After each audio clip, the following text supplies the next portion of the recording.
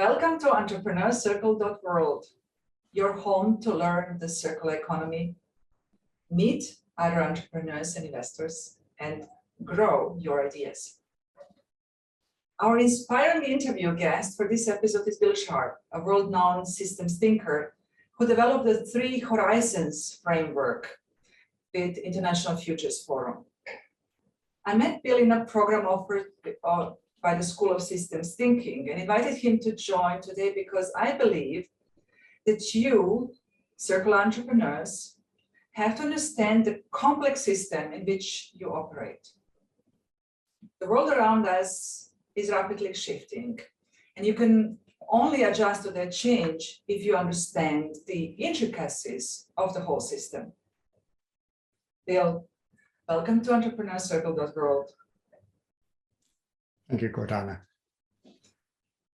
Bill, in your 3 Horizons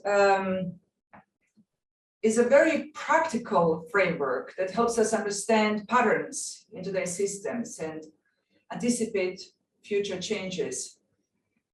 What motivated you to create the framework in the first place? Well, like many useful things, and your entrepreneur colleagues will recognize this, it came about in a sense almost by accident. Working on a government foresight program and finding a practical way to talk about quite long-range futures. And of course, I was doing a lot of futures work at the time. But it turned out just to be a really simple way of articulating change and changes in the main systems of which we're part. And working with my colleagues, who you mentioned in the International Futures Forum, some of them took a particular move to share it with people in the education sector and found its simplicity really made it easy for people to pick up and use. So when I saw that, my main motivation was seeing the sort of problems ahead of us as we try and make it possible for 9 billion people to live well on one planet. We desperately need some tool that helps people have the right sort of conversation. And most people are not equipped with any useful tool for thinking about change in the future, which is quite a worrying thought. So I decided to really put the effort into taking this really simple approach and spreading it as widely as I could. It's very interesting.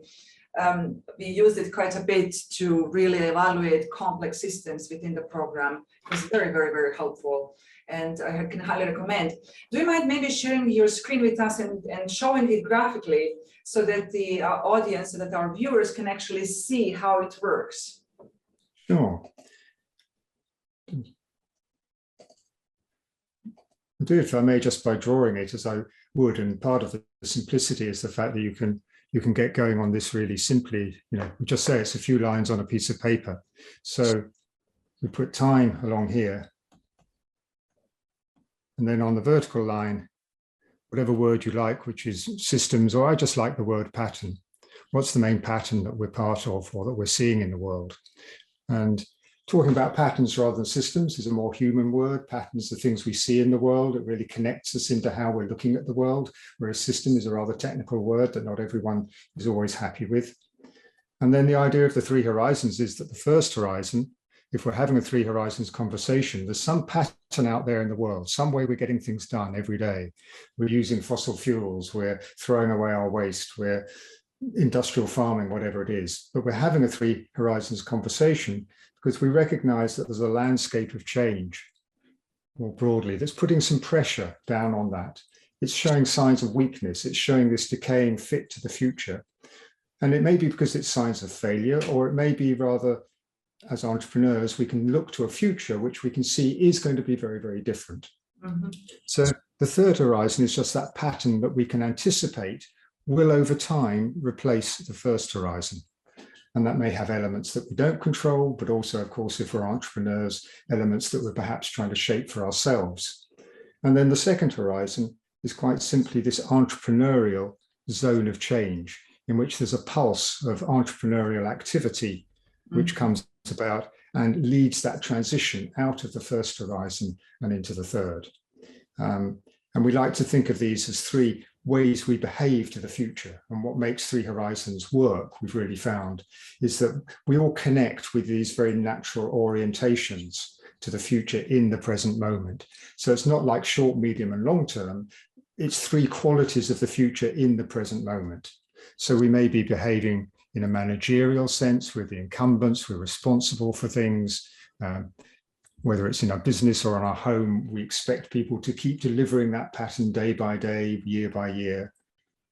The orientation of the visionary is being willing to hold an image in mind of what that future might be and stand for it in the moment and behave to realize it, to unfold it in every moment.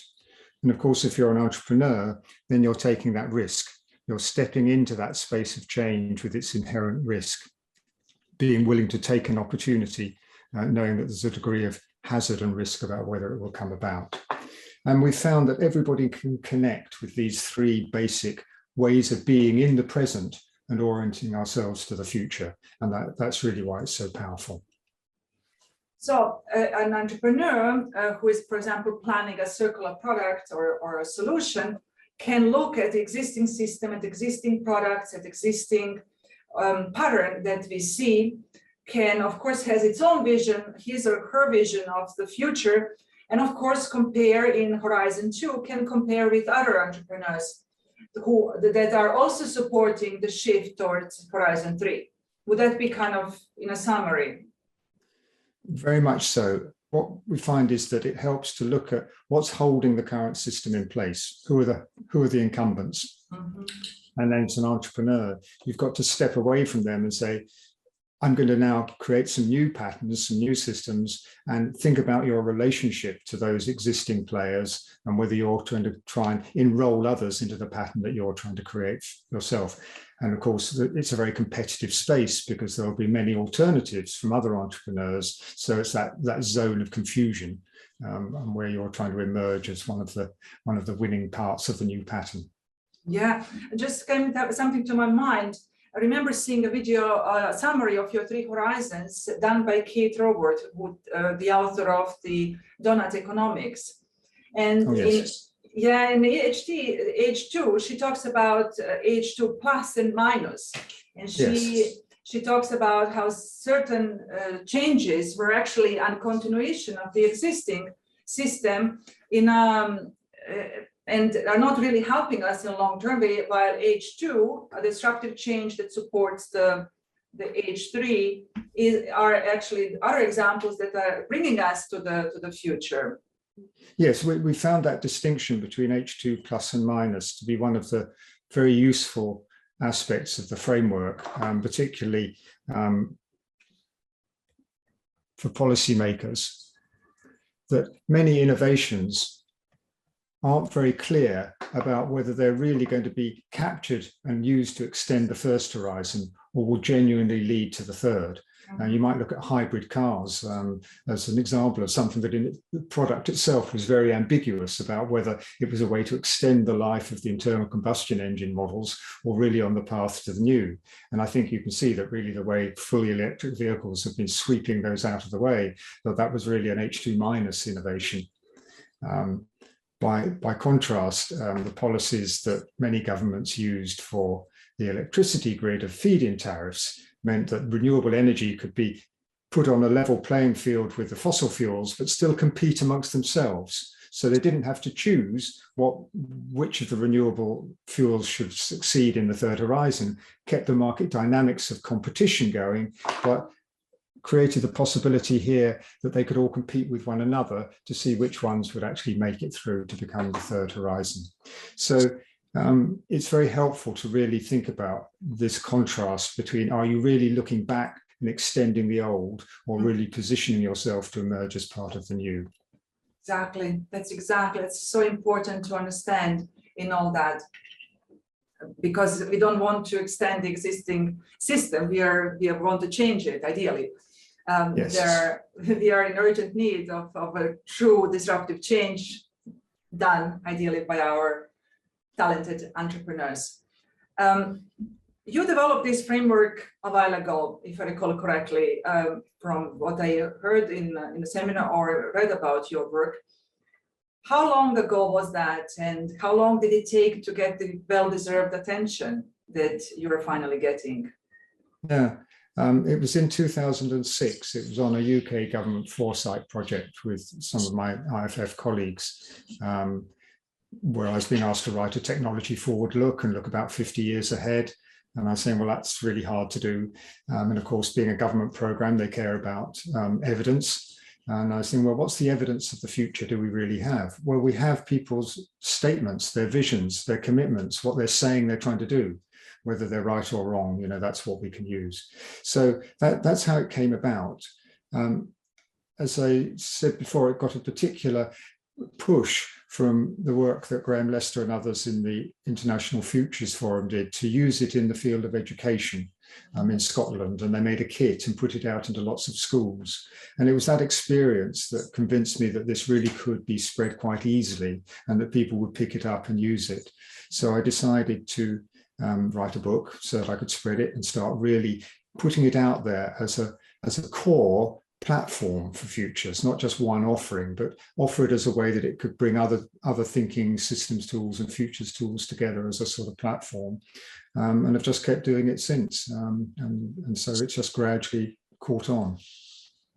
I'm very grateful that it did, that it reached me, and because it's a truly a very helpful tool. And one of the topics that I cover in my research is the mindset, the topic of mindset, because it's at the core, I believe, of this transition. How is the topic of the mindset addressed in the Three Horizons framework? Yes, that's a very helpful way of looking at it. Sometimes people use mindset just in a very general way of just one way of looking at the world or another. I take it into a more specific sense of ways of looking at the world that we don't notice that we've got, things that we just take for granted and unexamined. And what we found very much with Three Horizons was first that people could easily identify themselves with one or other of these ways of looking at the world in a particular situation, and would generally regard that as the right way of looking at it. And I always ask people in these sessions, has any of you ever been the visionary trying to have a conversation with a First Horizon manager? And how did that go? And people usually smile just as you're doing now. And I guess most of the people listening to this might be that it didn't go terribly well. And I say, well, what do you think the manager thought of you? And they say some words like, well, they thought I was crazy, flaky, off with the fairies, whatever. It didn't, they just didn't think I was relevant to their future. And conversely, the other way around, as you came out of the room, what did you think of them? And the most popular word is usually dinosaur, and maybe it's a bit ruder than that. It's really a failure, a lack of meeting of minds. So, and we then also realize it isn't just the visionary and the manager. The entrepreneur too is not always on the same side as the visionary. So obviously the entrepreneur is asking the First Horizon to take a risk, and the First Horizon maybe isn't ready for that risk. Yeah. But also the visionary is often passionately holding to the purity of a vision. That's who they are and what they are. And the entrepreneur, in my experience, is someone who just wants to get on with it. What can we do today? I can get this done. And then the visionary says, yeah, but you're spoiling my vision. You're selling out, you're compromising. So even there between the visionary and the entrepreneur, it's not always a good conversation. And so we call them the horizon perspectives. And again, I'll just share a diagram we use for this. And so what we really need to do is shift from mindsets to perspectives. So in this, you'll see the negative mindsets. The First Horizon looking at the Third Horizon as irrelevant, and the Third Horizon seeing the first as a dinosaur. And of course, you can look at how the First Horizons look at each other as competitors. And even in the Third Horizon, there are vision competitors. So we don't always agree with our other visionaries.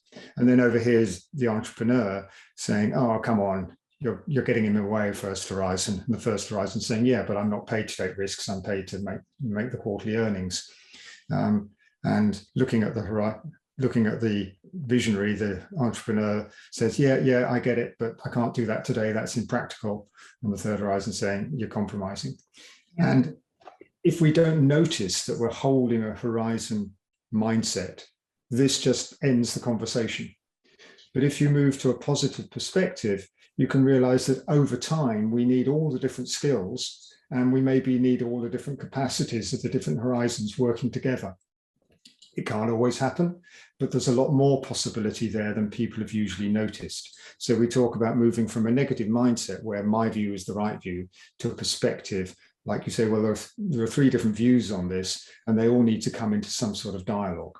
And the first horizon might say, okay, I can see that in the long term, my story is not going to be there. You offer the hope for the future, and perhaps my job is to keep the system running a bit longer while we make the change. And the third horizon says, yeah, I'm going to need you to turn up with all your resources, all your scale, all your skills. When we got through the first stage, I'm going to need you to build this up, and so on. So we move from negative mindsets to positive perspectives, and create a better conversation than we would have had otherwise. Yeah, absolutely. And we really create some change in that case, because nobody's blocking. We have to also sometimes be pragmatic, including the visionaries, and address the reality as it is. Yeah, my goal is always the modest one of allowing us all to disagree a bit more intelligently.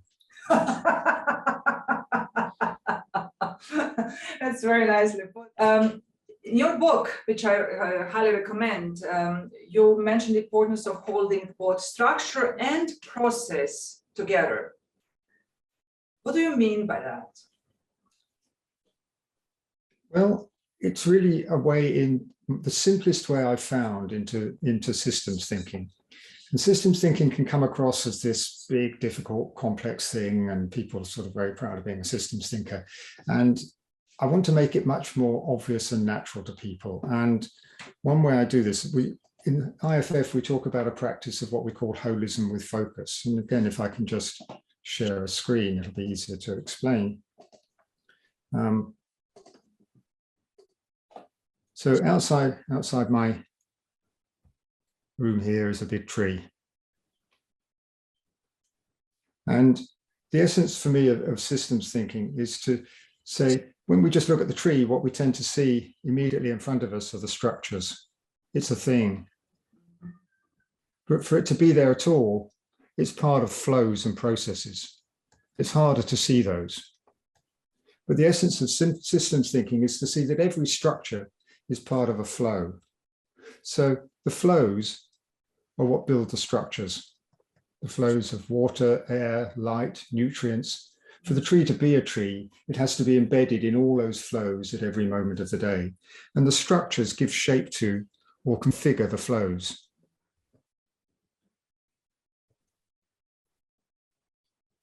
So you imagine, the little seed, the tiny seed goes into the ground, and it's got a little bit of resource, and it puts down a little root, and it puts up a little leaf. And so those first little tiny leaves and roots in the ground, looks like a little person really, doesn't it? That little shoot starts to capture some energy, like it's capturing, you've sold your first product, a little bit of money comes in, that flow then allows you to build a bit more structure, and the structure allows some more things to come into play, maybe some other markets, maybe some other customers, and so on. And what I found is that once you start to look in the world this way, if we look at structures, we tend to go down and reduce things to their parts and get more and more fine grain. But if we think about flows, we open ourselves up. We say, well, yeah, the tree is part of this little farm, and this farm is part of the region, and the region is part of the planet. And it opens us up wider and wider. So we call it holism with focus. We've got a particular area of interest, the structure, the thing we tend to home in on. That's our focus, our matter of concern, our business. But for it to be a living thing, it needs to be part of the universe. So let's move our thinking out in stages, see how this little thing plays in its community, how the community is part of a bioregion, how the bioregion is part of the planetary system. And that movement out and out and out in terms of flows allows us to see the big picture. So what I mean about holding them together is to see our matter of interest, the immediate structure that we care about, but see it in the context of the flows that make it a living thing. Very helpful. Relation to all the others. That's very helpful. It's very extremely helpful, especially for entrepreneurs to understand, also see its own company within a larger ecosystem of business. That's Bill, I think we can argue that today's generation of entrepreneurs, looking back maybe last few decades, not too far because that wouldn't be true, but let's say last 3, 4, 5 decades, the entrepreneurs of today are facing a world that is extremely uncertain. We are aware of the book acronym of standing for volatility, uncertainty, complexity, and ambiguity. How can Three Horizons help with the dynamics of change in this very real VUCA world? Yeah. I think what I'd first say, if I can just go back to the diagram here, which I'll put back up again. Mm-hmm. There's a lot of work on how does change come about. And I find, a lot of it converges on looking at change in being 3 main stages. And I like to draw them on the 3 horizon diagram like this. So in the first stage, you have to envision what that change is. You've got to bring to mind, well, what is the vision that you hold for this place over here in the 3rd horizon? But then the critical bit, the bit where you're really being an entrepreneur, is where you've got to enroll people into the beginnings of that new way of doing things. And then eventually, if you're successful, if you emerge as one of the winners, that's when, as you exit this, the competition has been settled and the resources can flow out of the 1st horizon and really flow into the 3rd and build up that new way of doing things. So the critical bit is this in the middle. And there's a sort of little counterintuitive way of thinking, I find, which is to move from invention, which is really what you're doing here. Can we make this thing? Have we sorted out how to do it? Is you have to move from invention to innovation. You have to stop changing something. And most people think of innovation as this constant creative doing something new. But other people can only come and join you in what you're trying to do if you stop changing something, stabilize it, and other people can then start to build around it and share it and build it up. That's what I've done with Three Horizons. There are lots of things in the field of futures, but they don't do what I wanted to do. So I took this and I've just stabilized it. And it means that here I am sitting here sharing it because other people can now know it's there, know they can build on it, know they can use it, and it's got tools and other things all around it. So I've often heard entrepreneurs talk about their minimum viable product. Mm-hmm. What I suggest is that instead you think about your minimum viable pattern. So for me, the MVP is the minimum viable pattern. What's the smallest little seed, like that one I showed before, that you can plant in the world that has its essential relationships? If you've ever looked at how caterpillars change, caterpillar goes from this little creature that can just do one thing, it gets fatter and fatter and fatter, eating up the cabbages. It can't get to be a butterfly without changing the core structure. And to do that, it has to spin a little pupa, cocoon, get into its pupa and go into a goo. And the biologists tell us that in that goo, there are a set of things called imaginal cells. And the imaginal cells build some new relationships between one another, out of which the new structure comes. So I like to think of this process of being an entrepreneur as like being the imaginal cells of this future pattern. And you've just got to establish the core relationships which will grow up into that new pattern. So shift from minimum viable product to minimum viable pattern. Say, who do I have to enroll that I've got the core of this going? And then it can start to grow and bring in other resources and expand over time. That's extremely helpful. That is a great metaphor. And I'm also grateful that you brought in the seed, because we follow what we call a cultivation model, which goes back to my Udemy course, whereas the seed is the first one. It starts with the seed. So I'm grateful that we didn't talk about that before, but grateful that you brought it as well. Now you got me with the butterfly. You will have me thinking about that and rolling into the pattern the whole afternoon. That's fascinating. Bill, a final question. When you now think of the circular entrepreneurs and challenges, also entrepreneurs, and that they are facing, what would be your recommendation? What would you give them on their way? Because looking back at your experience and the persistence and patience that you had to put together all these years? I think the circular economy is an idea which sits firmly in the Horizon 2 space and can either be interpreted in a Horizon 2 minus way or Horizon 2 plus. So it is quite possible that you can do good work but still be trapped in a way of doing less harm in the world. And that won't be the real future. So the circular economy can be captured by the Horizon 1 mentality that we can just live sustainably while still basically extracting resources from the world. So my main advice would be, when in Three Horizons invites you to look at the third horizon as what becomes more definite and clearer over time. And what becomes imperative over time is that we reintegrate the human economy with the natural world. This is not an option, this is an imperative. Yes.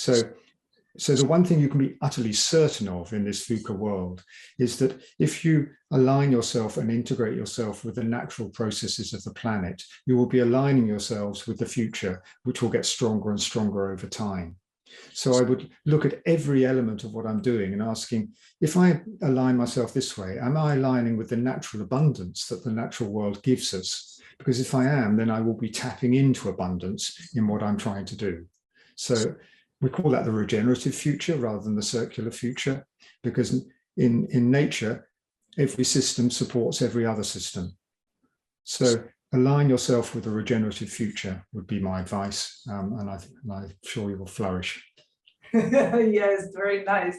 Thank you for that. Yes, exactly. We will be bringing also more about the regenerative future and aligning to the natural world and copying from the natural world, because there is so much inspiration. So this was perfect. Thank you so much, Bill. Bill, thank you so much for participating today in our conversation, inspiring conversations, so on entrepreneurcircle.world.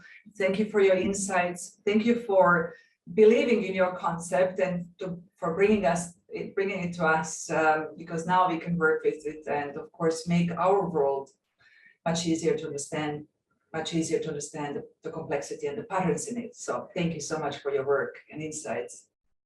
Thank you for having me. Thank you.